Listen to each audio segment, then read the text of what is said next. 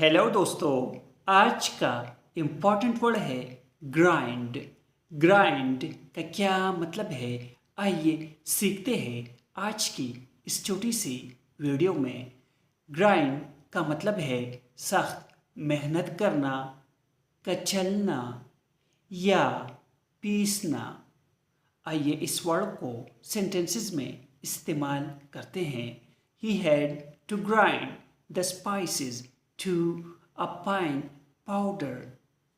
इसका मतलब है उसे मसालों को बारीक पाउडर में पीसना पड़ा। She had to grind all night to finish her assignment on time. इसका मतलब है उसे वक्त पर अपना असाइनमेंट मुकम्मल करने के लिए पूरी रात सख्त मेहनत करना पड़ी।